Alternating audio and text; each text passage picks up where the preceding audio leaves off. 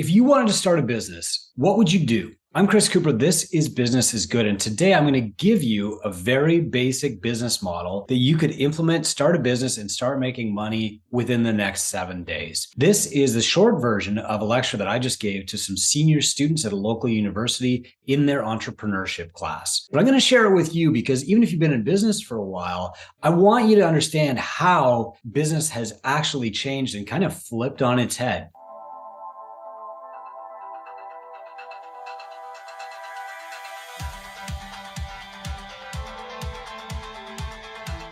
So this is the standard easy business model for 2024. In the old days, you remember in the old industrial economy, if you wanted to start a business, you either provided a service. So you created a service that maybe your parents did. You were a bookkeeper because they were accountants. Or maybe you created a new service to bridge the gap. You made up a service where you went to people's businesses and you collected their mats and you laundered the mats and then you took them back. Or conversely, maybe you had a product business and you had to invent some new product, or you combined two other products to work together. And maybe you had to be some kind of engineer to put all this stuff together. But then once you decided what your business was, and what your product was or what your service was going to be, then the rest of your life would be spent trying to gain the attention of an audience. And so you would try to market for free at first. You would give out free samples at Costco, or you would show up at, the local grocery store and set up your little card table outside and you'd talk about your product. Or you would take trips around and invest money and travel by airplane to the offices of big producers and you try to sell them on your product.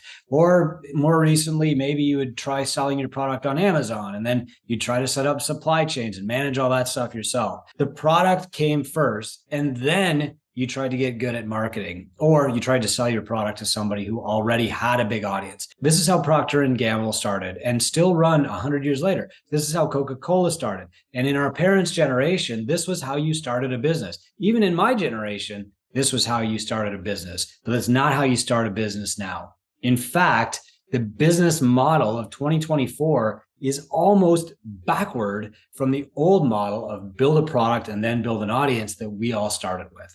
So here's the model. This is how you build an audience in 2024. Now, this can work for service-based businesses. It can also work for product-based businesses. And I'm going to share examples of each. In 2024, you don't start with a product, an invention, a specific service. You start by building your audience first. Now, if you're watching this and you're in university or even in high school, you've probably already got an audience, or at least the kernels of one. And that's because you post stuff on your social media. So you're posting on Instagram, TikTok. When I was speaking to these college students, they mentioned that they post most often on Twitch, which is streaming video game services where you can follow and watch other people playing video games too. They gave other examples, but I'm familiar with Twitter. I'm familiar with Facebook. I do some stuff on Instagram. I do nothing on TikTok, but a lot of people do. You might use Snapchat stories or whatever it is. You're building an audience because you own the media now. And this is part of the big shift between the old business plan and the new business plan, is that the media is no longer something that you show up at the gates of and you're like begging for 30 seconds of attention, or you're putting your life savings into a 50,000 ad commercial one time on the local TV station. Now you own the media, and that flips the entire script. The key now, though, is to build an audience. And that means you want to get people to find your things interesting. So I'm going to come back to, how do you build a good audience? The next thing you want to do is build trust in that audience. So as Seth Godin said, you don't find people to buy your products, you find products for your people. So you look at the needs of the people who are following you. And if you've done a good job with your audience, building the right audience, it shouldn't be hard to figure out what they need. And then you start making recommendations. You start giving advice. Here's what I do. After you've built trust, then you can sell them a solution to their problem. So you're not just selling them like a candy bar, although some examples that I'll give you later, that's what they do, but you're selling them a solution. So for example, if you are a college student and you want to start a business by next week, the easiest one is tutoring. So you build an audience by posting some stuff on Instagram Reels about how I study for calculus. You build trust by showing some really easy fixes to calculus questions. And then you build value by offering your services $50 an hour for tutoring to get you ready for your calculus exam. You have to be good at it, and that's part of building value. You have to show people that you're good at this. They have to find your service valuable. But then when they do that, that creates a bigger audience because they will talk to their friends, and you can encourage them to do that through the media, which you own. The fourth step is to build a team. So when you're tired of trading time for money, you hire other people to do the work for you. And this is really a level above the size of the business that most people will build. But that's okay. You can still do it and still part of the business plan, especially if you're going to scale large like I have. And then the fifth step is to build impact. And I'll talk about that.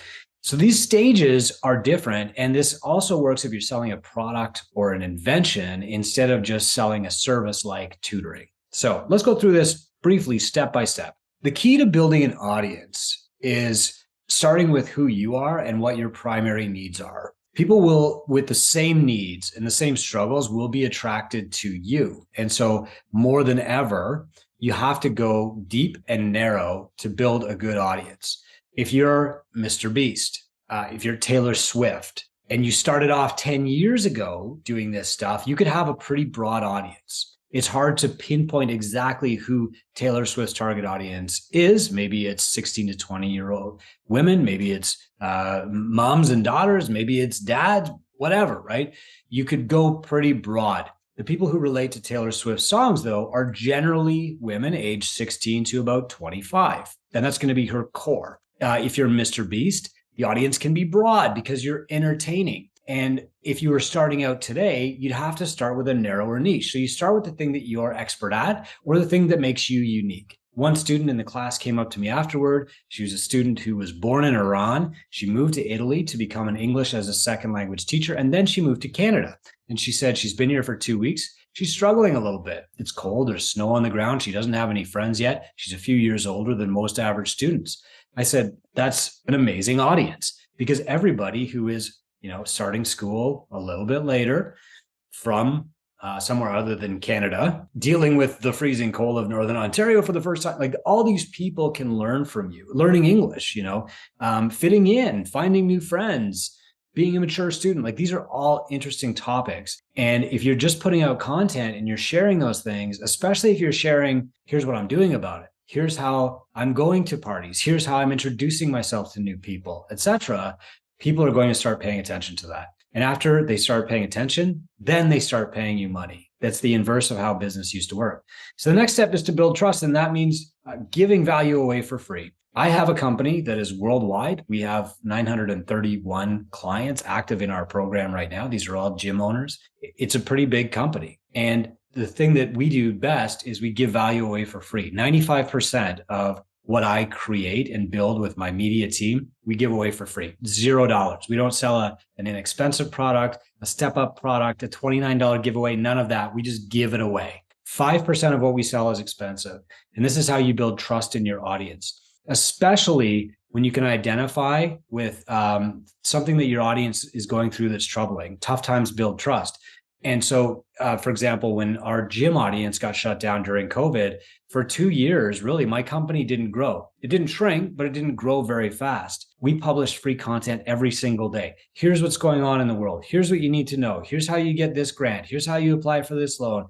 Here's how you keep your gym going. And when we came out of that tough time, our business exploded. It more than doubled in 2 years following the gym lockdowns. And so you want to build trust by addressing the challenges that your audience is having in your life. It's one thing to just post a lot of stuff on Instagram and selfies about like your new car and, oh, this donut is delicious, right? Yeah, it's interesting. You're going to get some likes. But when you address hard stuff, how do you fit in a foreign country? How do you get rid of your accent when you're talking to people in a different language? How do you meet people when you're a mature student? How do you deal with the cold for the first time? These are the meaningful media that people will really start to pay attention to, follow you for, and trust you for. Then you build value. You offer an actual solution. Let me do this with you. Let me help you. I can give you good advice. It's valuable. You can follow that advice and you can do it on your own. I'll tell you all the steps. I'll be completely transparent. Do it exactly like this. If you want me to help you, I'm willing to do that. Here's the price. And again, this is 5% of what you're sharing is building this value. I'll give you some specific examples in a moment. Then you build a team to help you. So you determine where your time is best spent. And if you are the face of your media, the face of your company, then you want to still be the face of that company, and you want to build other people to deliver your service or your product for you. Maybe you outsource your product. Maybe you piece off your service to hire other tutors to work for you. And then finally, you build impact. You reach throughout your community, you influence your niche and become a leader within that niche. And that opens up the opportunities to help your people more and to help more people. Let's have a couple of examples here. So if I were starting a new business and I asked the class to give me some examples of maybe businesses that they could think they could start in the next 7 days. So the first was, of course, tutoring. So the first thing I would do is think about what am I best at? I'm not going to be a tutor at everything. I'm not a genius at everything, but I'm pretty good at English. And so I can tutor you in English. I can help you write a better essay. So I can then go on Facebook, Instagram, wherever I think I'm going to reach the greatest number of people at my school. Because remember, my first audience is going to be local. And I'm going to say, here's how I can help you write. Here's how to write a better essay. Okay. Here's how to write a great hook. Here's how to use ChatGPT if my school allows me to use AI in preparing essays.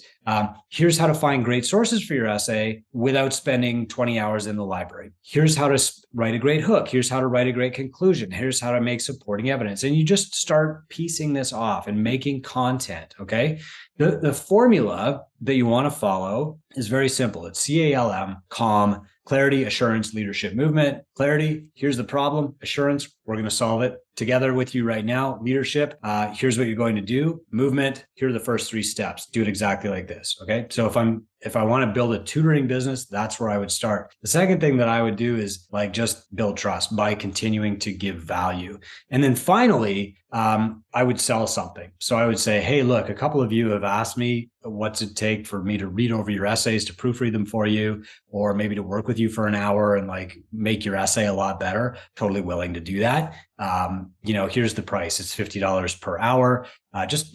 Send me a DM if you want some help. Okay, cool. Then maybe, once you get busy enough, you're going to build a team. So you're going to get somebody who might respond to your DMs, or maybe you hire somebody who's really, really good at grammar, but they're less good at putting the whole thing together. Or maybe you get somebody who just loves to be in the library and doing research, and you piece off part of the service to them. And then finally, build impact. You basically grow within the local university, and maybe you find another kid who's really, really good at chemistry. And you say, hey, I've got this new buddy. They're great at chemistry. Hey, if you want help with English or chemistry now, you can contact us. Okay. And that's how you expand. Another good example of one was dog walking. So it was interesting talking to these students because these are things that it would never even occur to me. Right. And dog walking is actually an amazing business that you can scale. So the first thing that you do is you start posting lots of pictures and videos of you with dogs. Obviously, you want to be seen as somebody who's a great dog walker. From there, maybe you give some tips like, hey, when I'm taking a dog out for a walk, I always make sure that I plot a route where I'm only turning right. That way I don't have to cross any streets. I don't have to worry about it. Or, hey, before I go for a walk with my dog, here are the 3 things that I've got in my pocket. I've got one dog treat, I've got one hoop baggie, whatever you call it, and I've got one whistle or whatever. You create good content about walking dogs, or even hey guys, I'm out walking with a dog and I found a new route today. Here it is. It's amazing. You'll love it. Then what you say is hey, by the way, I'm taking 5 more dogs. So if you don't have time to walk your dog in the morning or in the evening, shoot me a DM and I'm happy to do it for you. And I charge $30 a week. I can take 5. I've got 1 already. So, I'm happy to do it. And you can just commit 1 month at a time. That's all. From there, you do an amazing job with the dogs and you do some dog walking. And pretty soon, the neighbor of the house that you stop at, you're walking their dog too. From there, once you've got 6 dogs, that's as many as you can handle on a leash. You hire an assistant. And finally, you build impact by offering other services for the dogs that you've got, maybe like doggy drop off. So, hey, every Friday, by the way, I'm going to the the store to get dog food. Can I pick you up some dog food? I only charge it's only $50 a month for me to walk your dog and deliver you new dog food, plus the price of the dog food, every Friday. Okay. So I'm just spitballing this. And that's why some of my examples, you don't want to check my math on them yet. Another one that came up was snow shoveling, like yard maintenance. So one said snow shoveling, one said grass cutting. Around here, it's all the same. There is a really innovative snow company that I've just seen in our city this year. This is just amazing. So building audience doesn't always have to be online. So what these guys actually do, and this is amazing from an ops perspective and also a marketing perspective, when you sign up with their company, and let's call them like the snow experts, I can't even remember what they're called. When you sign up for their company, they bring you these two big stakes, and the stakes are about 3 feet high. They're triangular, so they stick in the ground, and there's a sign on each of the 3 sides, and it says thesnowexperts.ca. And they stick it at the end of your driveway, and they tell you, just leave these up in the driveway. So not only are you advertising for them, but you've made their operations easier, because now the only thing that has to happen is at 4 a.m. when they send out the snow plow trucks, the truck driver doesn't have to keep looking for the address. What's my next place? What's my next house? They can just see like, oh, there are the stakes at the end of the driveway that tell me I need to plow that driveway. They plow that driveway. Oh, I see the next driveway down the street, right? There's no back and forth, getting lost, trying to figure stuff out. It's just, if there's stakes at the end of that driveway that say the snow experts, I'm going to plow that driveway. When my wife and I saw this for the first time, she joked that we need to steal a pair of those stakes. But instead,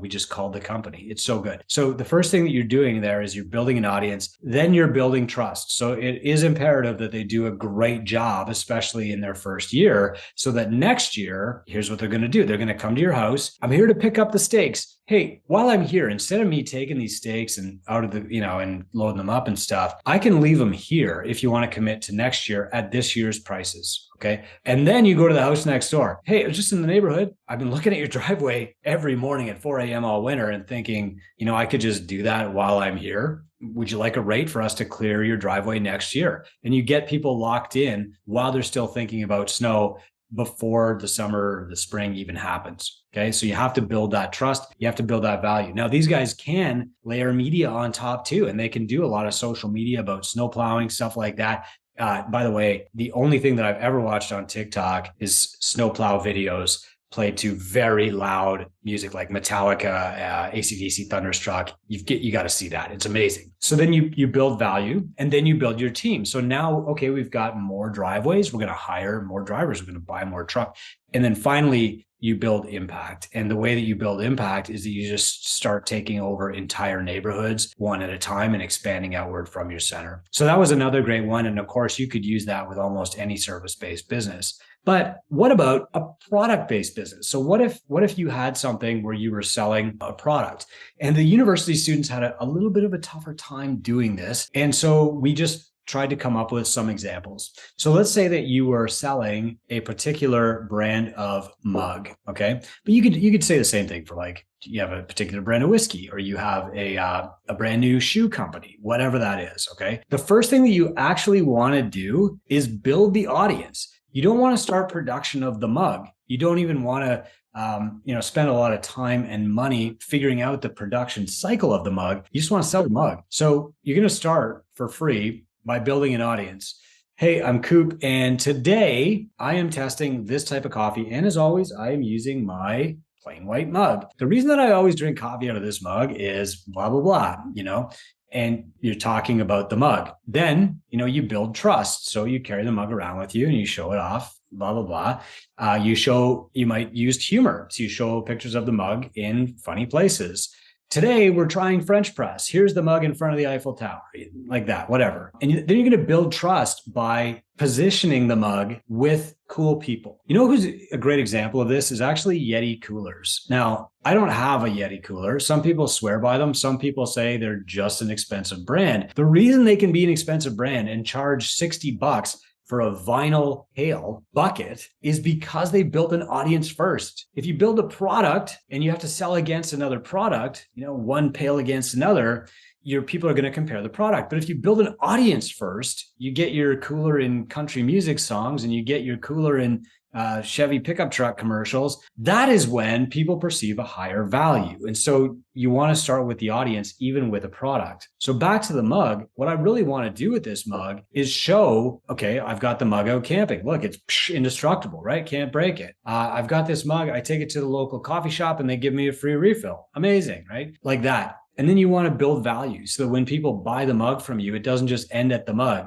They get something else. Like at Christmas, you send them a little sample of coffee. You partner with a local coffee shop and you say, hey, I'm willing to send one serving of your coffee to everybody that bought a mug from me this year, right? That's amazing for them.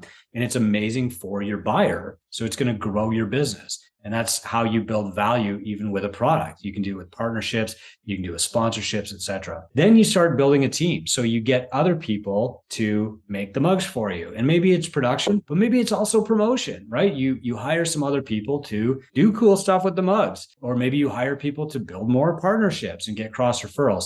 And then finally, you build impact by expanding your line. So now it's not just a mug. We also have this cooler, etc. Look, there's never been a better time to start a business. Most people overthink it. They think that they need this complicated business plan. They need all these financials. They're going to have to take a loan. They're going to have to explain to their parents why they're dropping out of school. None of that is true. If you're a high school student or anybody else, you can start a business between now and next week if you start by building an audience. If you already have an audience, you can start making money within the next 7 days by just figuring out what will solve this audience's problem and then offering it to them. If you're a busy adult, you've got a full-time job, you're a bookkeeper, you're a dentist or dental hygienist or whatever, you're a teacher even, you can still start a business on the side and start a path to building wealth and financial freedom outside of your 9-to-5 by starting to build an audience first. The wealthiest teachers in the world are not necessarily the best classroom teachers, right? They didn't wait for the union to negotiate a raise for them. What they did was say, I am amazing at teaching geography, and start putting their geography videos online. The best people at selling parts for cars or washer machines in the world right now are not the best technicians. They're the people who first film themselves fixing washer machines. Hey, it's really, really easy. Your spin cycle doesn't start, no problem. Here's what you do. You lift up the hood. There's this little sensor here. You're going to need a Phillips screwdriver. Make sure you unplug the washing machine first. You take off these two screws. It pops out, What have they got? They've got a phone and a ring light and some expertise. And of course, you're going to be buying the replacement sensor part from those people, right? I've done this dozens of times now with dirt bikes and bicycles, washer machines, dryers, appliances. Everybody who wants to fix anything now is going to buy the parts and do it themselves with help from YouTube. And the people who are going to make money at that are the people who started by building an audience. The people who are losing out are the corner appliance repair shops because they don't have that audience. And so nobody's coming in to ask them, like, do you have sensor part number, blah, blah, blah, blah, blah, for Kenmore washer, blah, blah, blah, right? It just doesn't happen. So the modern way that you build a business is you start with the audience instead of even starting with the product. You find out, what does the audience need? What problem can I solve? And then you solve it for them. You do it for free until you build enough trust where you say, I can do this with you in exchange for, money. And from there, you scale your business up and you build your business on that audience instead of the big idea. I hope this helps. I hope it's inspirational for you. I'm Chris Cooper. This is Business is Good. And if you want to chat about it, just go to businessisgood.com and you'll see an invitation there to join our community where we talk with other entrepreneurs all the time about their business, how they scaled, and what got them started.